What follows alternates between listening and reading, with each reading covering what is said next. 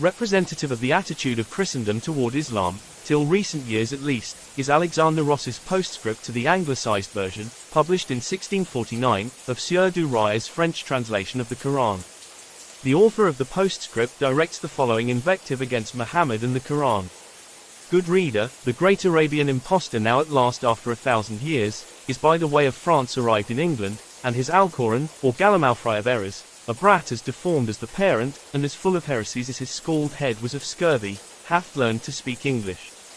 If you will take a brief view of the Alcoran, you shall find it a hodgepodge made up of these 4 ingredients. 1. Of contradictions. 2. Of blasphemy. 3. Of ridiculous fables. 4. Of lies. The accusation of blasphemy is emphasized against Muhammad because he affirmed that God, being unmarried, was incapable of having a son. The fallacious argument, however, is apparent from the Prophet's own views of the nature of God as contained in the 2nd surah of the Quran. To Allah, God, bellingeth the east and the west. Therefore, whithersoever ye turn yourselves to pray, there is the face of Allah. For Allah is omnipresent and omniscient. They say, Allah hath begotten children, Allah forbid. To him bellingeth whatever is in heaven, and on earth. All is possessed by him, the creator of heaven and earth. And when he decreeth a thing, he only saith unto it, Be, and it is. In other words, the God of Islam has but to desire and the object of that desire at once comes into being, whereas the God of Alexander Ross must proceed in accord with the laws of human generation. Muhammad, Prophet of Islam, the desired of all nations, was born in Mecca, AD 570 and died in Medina, AD 632, or in the 11th year after the Hegira. Washington Irving thus describes the signs and wonders accompanying the birth of the Prophet. His mother suffered none of the pangs of travail. At the moment of his coming into the world a celestial light illumined the surrounding country, and the newborn child, raising his eyes to heaven, exclaimed, God is great. There is no God but God, and I am his prophet. Heaven and earth, we are assured, were agitated at his advent. The lake Sawa shrank back to its secret springs, leaving its borders dry, while the Tigris, bursting its bounds, overflowed the neighboring lands. The palace of Khosrou the king of Persia shook on its foundations, and several of its towers were toppled to the earth. In the same eventful night the sacred fire of Zoroaster, which, guarded by the Magi, had burned without interruption for upward of 1,000 years, was suddenly extinguished, and all the idols in the world fell down. See Muhammad and his successors. While the prophet was still but a toddling babe, the angel Gabriel with 70 wings came to him, and cutting open the child, withdrew the heart. This Gabriel cleansed of the black drop of original sin which is in every human heart because of the perfidy of Adam and then returned the organ to its proper place in the prophet's body. See footnote in E. H. Palmer's translation of the Quran. In his youth Muhammad traveled with the Meccan caravans, on one occasion acted as armor-bearer for his uncle, and spent a considerable time among the Bedouins, from whom he learned many of the religious and philosophic traditions of ancient Arabia. While traveling with his uncle, Abu Talib, Muhammad contacted the Nestorian Christians, having encamped on a certain night near one of their monasteries. Here the young prophet to be secured much of his information concerning the origin and doctrines of the Christian faith. With the passing years Muhammad attained marked success in business and when about 26 years old married one of his employers, a wealthy widow nearly 15 years his senior. The widow, Khadija by name, was apparently somewhat mercenary, for, finding her young business manager most efficient, she resolved to retain him in that capacity for life. Khadija was a woman of exceptional mentality and to her integrity and devotion must be ascribed the early success of the Islamic cause. By his marriage Muhammad was elevated from a position of comparative poverty to one of great wealth and power, and so exemplary was his conduct that he became known throughout Mecca as the faithful and true. Muhammad would have lived and died an honored and respected Meccan had he not unhesitatingly sacrificed both his wealth and social position in the service of the God whose voice he heard while meditating in the cavern on Mount Hira in the month of Ramadan. Year after year Muhammad climbed the rocky and desolate slopes of Mount Hira, since called Jebel Nur, the mountain of light, and here in his loneliness cried out to God to reveal anew the pure religion of Adam, that spiritual doctrine lost to mankind through the dissensions of religious factions. Khadija, solicitous over her husband's ascetic practices which were impairing his physical health, sometimes accompanied him in his weary vigil, and with womanly intuition sensed the travail of his soul. At last one night in his 40th year as he lay upon the floor of the cavern, enveloped in his cloak, a great light burst upon him. Overcome with a sense of perfect peace and understanding in the blessedness of the celestial presence, he lost consciousness. When he came to himself again, the angel Gabriel stood before him, exhibiting a silken shawl with mysterious characters traced upon it. From these characters Muhammad gained the basic doctrines later embodied in the Quran. Then Gabriel spoke in a clear and wonderful voice, declaring Muhammad to be the prophet of the living God. In awe and trembling, Muhammad hastened to Khadijah, fearing the vision to have been inspired by the same evil spirits who served the pagan magicians so greatly despised by him. Khadijah assured him that his own virtuous life would be his protection and that he need fear no evil. Thus reassured, the prophet awaited further visitations from Gabriel. When these did not come, however, such a despair filled his soul that he attempted self-destruction, only to be stopped in the very act of casting himself over a cliff by the sudden reappearance of Gabriel, who again assured the prophet that the revelations needed by his people would be given to him as necessity arose. Possibly as a result of his lonely periods of meditation, Muhammad seemingly was subject to ecstatic swoons. On the occasions when the various surahs of the Quran were dictated, he is said to have fallen unconscious, and, regardless of the chill of the surrounding air, to have been covered with beads of perspiration. Often these attacks came without warning. At other times he would sit wrapped in a blanket to prevent a chill from the copious perspiration, and while apparently unconscious would dictate the various passages which a small circle of trusted friends would either commit to memory or reduce to writing. On one occasion in later life, when Abu Bakr referred to the grey hairs in his beard, Muhammad, lifting the end of his beard and looking at it, declared its whiteness to be due to the physical agony attendant upon his periods of inspiration. If the writings attributed to Muhammad be considered as merely the hallucinations of an epileptic, and for that reason discounted, his Christian detractors should beware lest with the doctrines of the prophet they also undermine the very teachings which they themselves affirm, for many of the disciples, apostles, and saints of the early church are known to have been subject to nervous disorders. Muhammad's first convert was his own wife, Khadijah, who was followed by other members of his immediate family, a circumstance which moved Sir William Muir to note, "It is strongly corroborative of Muhammad's sincerity that the earliest converts to Islam were not only of upright character, but his own bosom friends and people of his household, who, intimately acquainted with his private life, could not fail otherwise to have detected those discrepancies which ever more or less exist between the professions of the hypocritical deceiver abroad and his actions at home." See the life of Muhammad. Among the first to accept the faith of Islam was Abu Bakr, who became Muhammad's closest and most faithful friend, in fact his alter ego. Abu Bakr, a man of brilliant attainments, contributed materially to the success of the Prophet's enterprise, and in accord with the express wish of the Prophet became the leader of the faithful after Muhammad's death. Aisha, the daughter of Abu Bakr, later became the wife of Muhammad, thus still further cementing the bond of fraternity between the two men. Quietly, but industriously, Muhammad promulgated his doctrines among a small circle of powerful friends. When the enthusiasm of his followers finally forced his hand and he publicly announced his mission, he was already the leader of a strong and well-organized faction. Fearing Muhammad's growing prestige, the people of Mecca, waiving the time-honored tradition that blood could not be spilt within the holy city, decided to exterminate Islam by assassinating the Prophet. All the different groups combined in this undertaking so that the guilt for the crime might thereby be more evenly distributed. Discovering the danger in time, Muhammad left his friend Ali in his bed and fled with Abu Bakr from the city, and after adroitly eluding the Meccans, joined the main body of his followers that had preceded him to Yathrib, afterwards called Medina. Upon this incident, called the Hegira or fight, is based the Islamic chronological system. Dating from the Hegira, the power of the Prophet steadily grew until in the 8th year Muhammad entered Mecca after practically a bloodless victory and established it as the spiritual center of his faith. Planting his standard to the north of Mecca, he rode into the city, and after circling 7 times the sacred Kaaba, ordered the 360 images within its precincts to be hewn down. He then entered the Kaaba itself, cleansed it of its idolatrous associations, and rededicated the structure to Allah, the monotheistic God of Islam. Muhammad next granted amnesty to all his enemies for their attempts to destroy him. Under his protection, Mecca increased in power and glory, becoming the focal point of a great annual pilgrimage, which even to this day winds across the desert in the months of pilgrimage and numbers over 300,000 in its train. In the 10th year after the Hegira, Muhammad led the valedictory pilgrimage and for the last time rode at the head of the faithful along the sacred way leading to Mecca and the Black Stone. As the premonition of death was strong upon him, he desired this pilgrimage to be the perfect model for all the thousands that would follow. Conscious that life was waning away within him, writes Washington Irving, Mahomet, during this last sojourn in the sacred city of his faith, sought to engrave his doctrines deeply in the minds and hearts of his followers. For this purpose he preached frequently in the Kaaba from the pulpit, or in the open air from the back of his camel.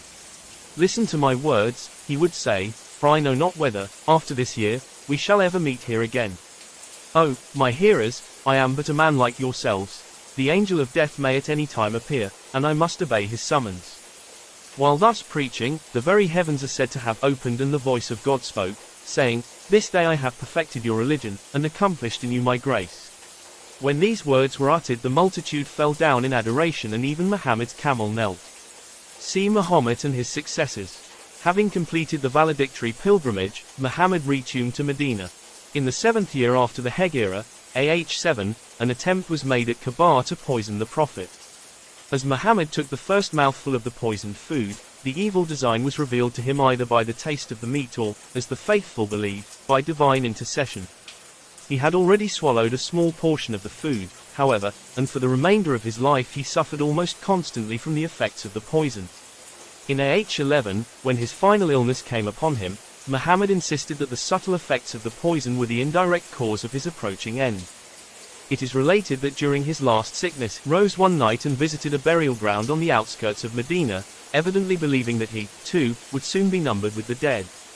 At this time he told an attendant that the choice had been offered him of continuing his physical life or going to his Lord, and that he had chosen to meet his Maker. Muhammad suffered greatly with his head and side and also from fever, but on June 8 seemed convalescent. He joined his followers in prayer and, seating himself in the courtyard, delivered a lecture to the faithful in a clear and powerful voice. Apparently he overtaxed his strength, for it was necessary to assist him into the house of Elisha, which opened into the court of the mosque.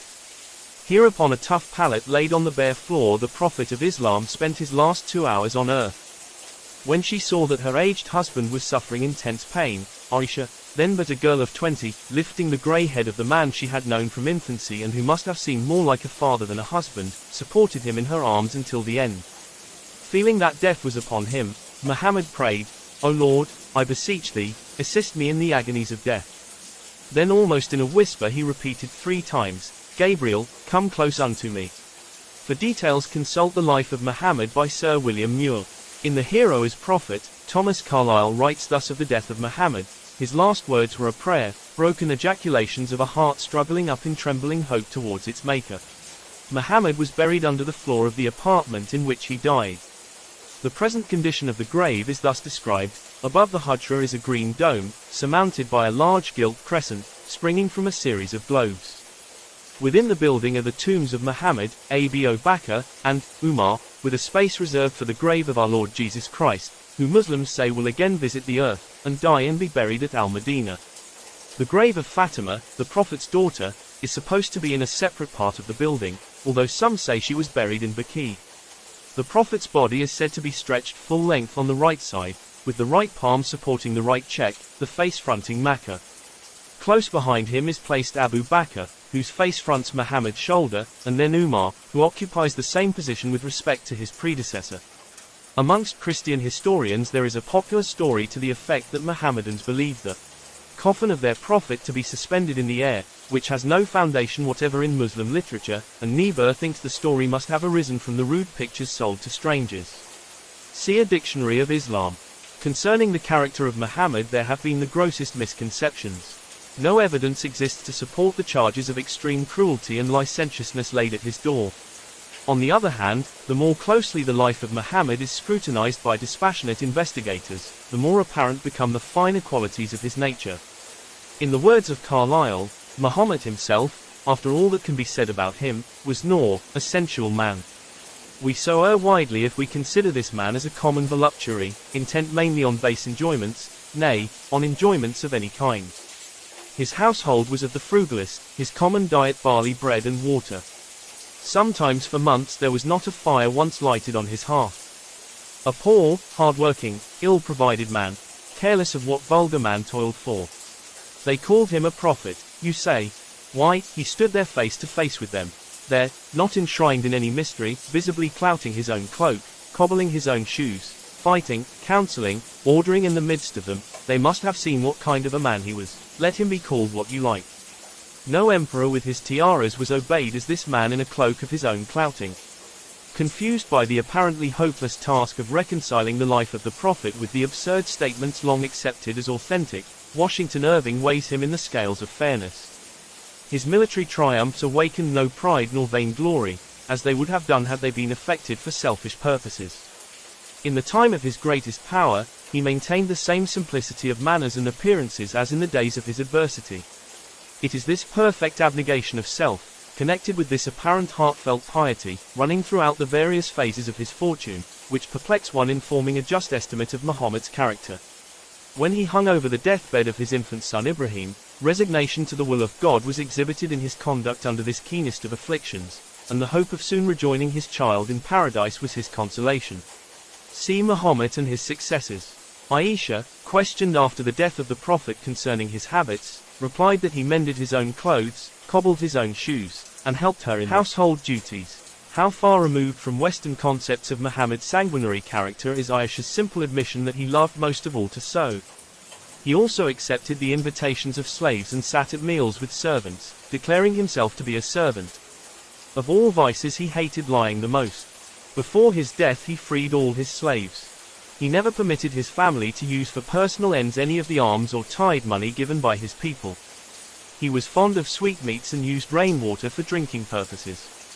His time he divided into 3 parts, namely, the first he gave to God, the second to his family, and the third to himself. The latter portion, however, he later sacrificed to the service of his people. He dressed chiefly in white but also wore red, yellow, and green. Muhammad entered Mecca wearing a black turban and bearing a black standard. He wore only the plainest of garments, declaring that rich and conspicuous raiment did not become the pious, and did not remove his shoes at prayer. He was particularly concerned with the cleanliness of his teeth, and at the time of his death, when too weak to speak, indicated his desire for a toothpick. When fearful of forgetting something, the Prophet tied a thread to his ring.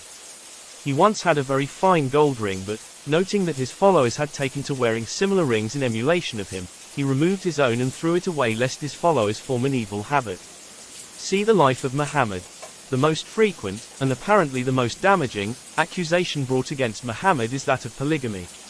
Those who sincerely believe the harem to be irreconcilable with spirituality should with consistency move for the expurgation of the Psalms of David and the Proverbs of Solomon from the list of inspired writings, for the harem of Islam's prophet was insignificant compared with that maintained by Israel's wisest king and the reputed favorite of the Most High. The popular conception that Muhammad taught that woman had no soul and could attain heaven only through marriage is not substantiated by the words and attitude of the Prophet during his lifetime. In a paper entitled The Influence of Islam on Social Conditions, read at the World's Parliament of Religions held in Chicago, in 1893, Muhammad Webb states the charge and answers it thus: "It has been said that Muhammad and the Quran denied a soul to a woman and ranked her with the animals. The Quran places her on a perfect and complete equality with man. And the Prophet's teachings often place her in a position superior to the male in some respects." Mr. Webb justifies his stand by quoting from the 35th verse of the 33rd surah of the Quran: "Verily the Muslims of either sex, and the true believers of either sex, and the devout men, and the devout women, and the men of veracity, and the women of veracity, and the patient men, and the patient women, and the humble men, and the humble women, and the almsgivers of either sex, and the men who fast, and the women who fast, and the chaste men, and the chaste women, and those of either sex who remember Allah frequently. For them hath Allah prepared forgiveness and a great reward." Here the attainment of heaven is clearly set forth as a problem whose only solution is that of individual merit. On the day of his death Muhammad told Fatima, his beloved daughter, and Safiya, his aunt, "Work ye out that which shall gain acceptance for you with the Lord, for I verily have no power with him to save you in any wise." The Prophet did not advise either woman to rely upon the virtues of her husband, nor in any manner did he indicate woman's salvation to be dependent upon the human frailty of her spouse. Everything to the contrary notwithstanding, Muhammad is not responsible for the contradictions and inconsistencies in the Quran, for the volume was not compiled and did not assume its present form until over 20 years after his death. In its present state the Quran is, for the major part, a jumble of hearsay through which occasionally shines forth an example of true inspiration. From what is known of the man Muhammad, it is reasonable to suppose that these nobler and finer portions represent the actual doctrines of the Prophet. The remainder are obvious interpolations, some arising from misunderstanding and others direct forgeries calculated to satisfy the temporal ambitions of conquering Islam. On this subject, Godfrey Higgins speaks with his usual perspicacity. Here we have the Quran of Muhammad and the first four sincere and zealous patriarchs, and the Quran of the conquering and magnificent Saracens, puffed up with pride and vanity.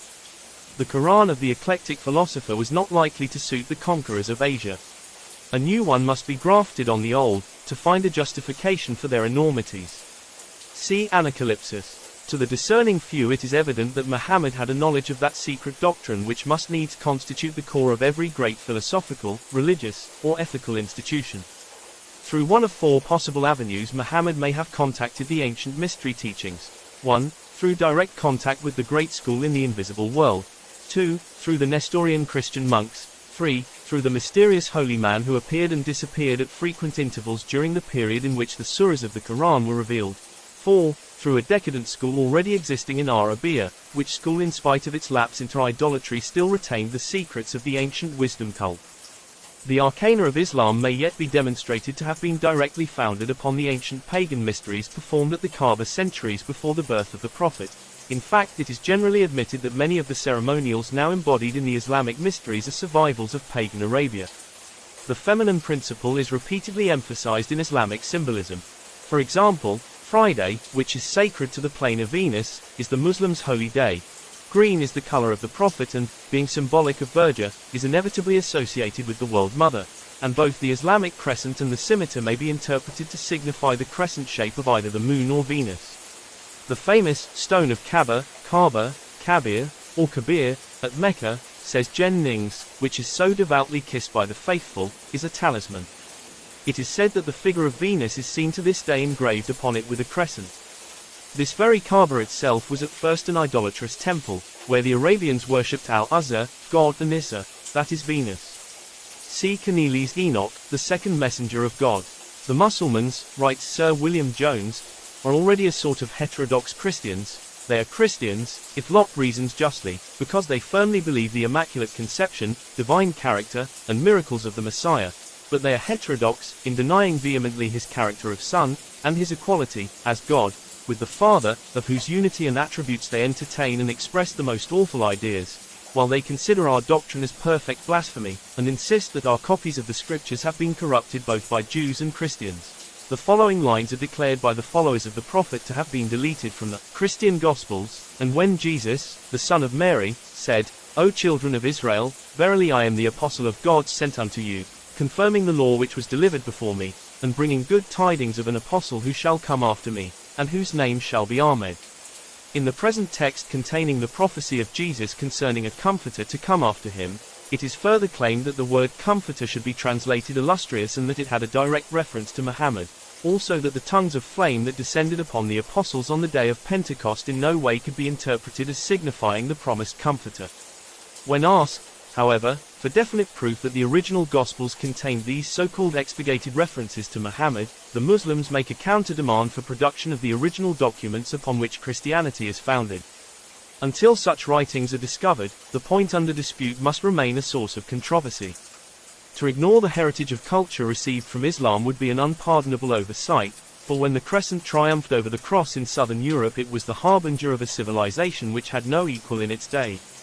In Studies in a Mosque, Stanley Lane Poole writes, for nearly 8 centuries under her Mohammedan rulers Spain set to all Europe a shining example of a civilized and enlightened state.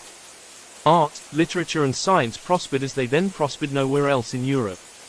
Students flocked from France and Germany and England to drink from the fountains of learning which flowed only in the cities of the Moors. The surgeons and doctors of Andalusia were in the van of science. Women were encouraged to devote themselves to serious study, and a lady doctor was not unknown among the people of Cordova. Mathematics, astronomy and botany, history, philosophy and jurisprudence, were to be mastered in Spain and in Spain alone. The library of original sources thus sums up the effects of Islam. The results of Mohammedism have been greatly underestimated. In the century after Muhammad's death it wrested Asia Minor, Africa, and Spain from Christianity, more than half of the civilized world, and established a civilization, the highest in the world during the Dark Ages. It brought the Arabian race to their highest development, raised the position of women in the East, though it retained polygamy, was intensively monotheistic, and until the Turks gained control for the most part, encouraged progress. In the same work, among the great Islamic scientists and philosophers who have made substantial contributions to human knowledge are listed Gerber, or Jaffer, who in the 9th century laid the foundations for modern chemistry, Ben Musa, who in the 10th century introduced the theory of algebra, Alhaze, who in the 11th century made a profound study of optics and discovered the magnifying power of convex lenses, and in the 11th century also, both Avicenna, or Encina, whose medical encyclopedia was the standard of his age, and the great Kabbalist Avicebron, or Ibn Gebirol. Looking back upon the science of the Mohammedans, resumes the authority just quoted, it will be seen that they laid the first foundations of chemistry, and made important advances in mathematics and optics. Their discoveries never had the influence they should have had upon the course of European civilization, but this was because Europe itself was not enlightened enough to grasp and make use of them. Gerber's observation that oxidized iron weighs heavier than before oxidation had to be made over again. So had some of their work in optics, and many of their geographical discoveries. They had rounded Africa long before Vasco da Gama.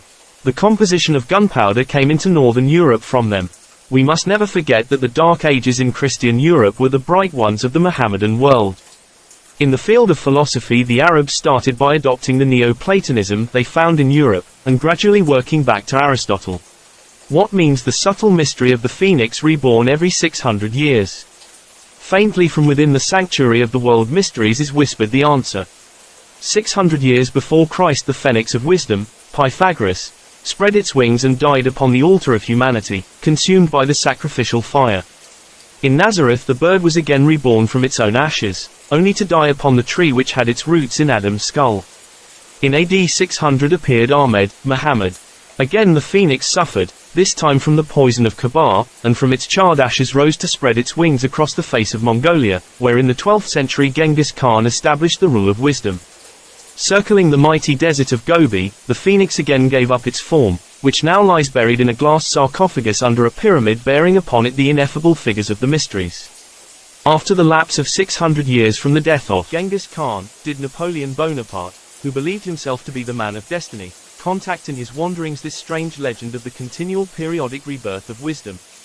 Did he feel the spreading wings of the phoenix within himself, and did he believe the hope of the world had taken flesh in him? The eagle on his standard may well have been the phoenix.